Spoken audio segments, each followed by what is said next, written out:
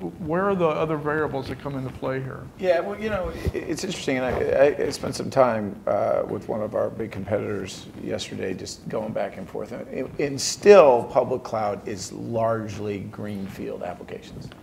Even when we're seeing enterprise adoption of that, and for enterprise internal apps, it's almost exclusively newly developed applications as opposed to moving existing workloads out, because there is a significant cost.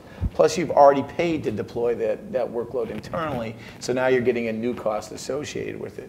But when you get into the public, when you're using cloud, if you look at, again, cloud infrastructure, since this is the area we're focused on, you know, you can do the math pretty easily and take a look at, you know, the simplest one is Amazon S3. It's 10 cents a gigabyte a month, which is, you know, what was that come out to, $100 a terabyte to store.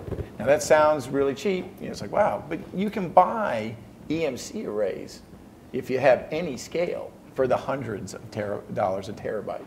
You know, much less, you know, the white label stuff off the shelf, if you've got scale with EMC and you call them at the end of the quarter. So they, you can go and get those in there. So obviously $100 a terabyte a month, well, within the course of 12 months, you could own the array for what you're paying for that. And so people will often use that as the argument as to why they have a cheaper cost of doing it internally. But again, it doesn't take into the fact of what the usage is. You only pay for each terabyte you actually use, right? You're not paying for anything that might come into doing striping and having overhead. You don't pay for the inventory to make sure that you don't run out of disk space. You only pay for what you exactly use. And if you don't, at the day you stop using it, and then that's really more usually for memory and RAM, but the day or the hours that your workloads go down, you can moderate your costs perfectly as your application scales up and down. And with that, when you're using it that way, it comes out to significantly less than that $100 a terabyte for each usable terabyte of space. And the analogy I use to show if you can write the math and you can do all the analysis, is that there hasn't been a single piece of hardware sold to a startup in the Valley in 5 years. Every single new application in the last 5 years has gone onto a cloud infrastructure. The only time you get is when someone gets to super scale, and I do want to leave out super scale items, and Citi would probably fall into that category. Like Zynga eventually built their own version of Amazon because they were using so much. They're now of scale that is so large that they brought it back in-house. Now probably today they wish they hadn't, because they've now shrunk quite a bit since they did that, but they went out and brought it back in, and they brought it in-house. But at new applications at scale, no one is doing the math and saying it works better if I go buy a server and go do this myself, or buy an environment and do it myself, until you hit those scale items. And these are people whose profit and loss depends on doing this efficiently. So it's a sign that when used correctly, it's not just $100 a terabyte, it's what your carrying costs are, what your deployment costs are, how much you have to keep in overhead, all integrated in. People generally find it's cheaper to use the public cloud.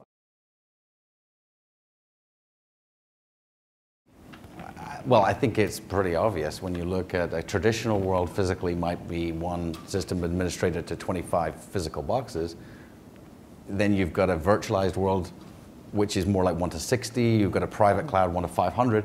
And the whisper number is Amazon is 1 to 35,000. It's pretty obvious that that's a change in staffing, considerable. But the biggest shift, honestly, I mean, absolutely to your point, it's not about running your own IT operation. I mean, I'm a developer. A day without code to me is a day wasted. No, if you asked any developer, you know, okay, tomorrow, wouldn't it be great if you developed the next Win32 client-based app, put it on a compact disk, mail it out to systems administrators, and get them to deploy to an enterprise? What a great model. They'd laugh at you. So no software company wants to do that. If you've got the biggest enabling thing of public cloud is it enables you to bypass internal IT and set up problems, and oh, my environment is different from the other one, and maintaining N-1 and N-2 releases. It means you can get your software now right in the hands of the client. You've always wanted to do that. That's what a software developer lives for. And I think it's not a case of if and when.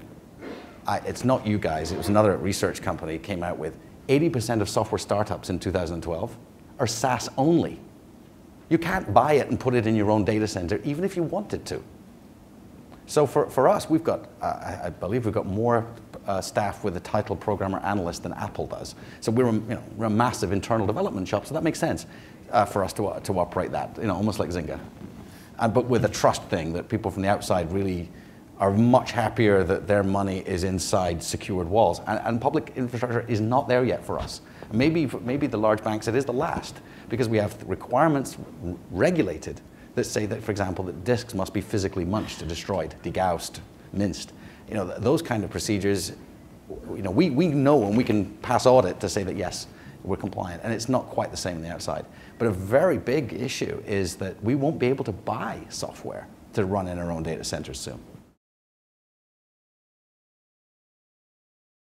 But one of the points that both Trev and Graham have made is that it's important to differentiate the scale, because who this really makes sense for is more likely to be this sort of super scale. The answer is clearly weighted towards what Graham has done. I mean, I think some of the companies that I've seen, though, are really starting out, and some of the problems that they face are not so much the scale of what they buy, but more, first of all, they have very few apps that have been set up to run in the cloud. So one of the groups that we have a agreement to work with is the Pistoia Alliance. They're essentially an umbrella group for genomics and pharmaceutical companies that's putting together an app library of apps that can be run in the cloud. But the second thing that you see very quickly is that these companies don't have the sort of cloud skills that you need to really run things. So while you may go to a city or other big companies, and whatever they need to do, they can do. In smaller, even like a very large pharma, like a Pfizer, Novartis, Glaxo, in many cases when they run into a situation where they need to run up 25 servers, what they'll do is they'll say, okay, use your credit card, go out, get that from Amazon Cloud and run your job. But it means that the use of cloud is very periodic. It's not like running 24 hours a day, every day as part of the core business.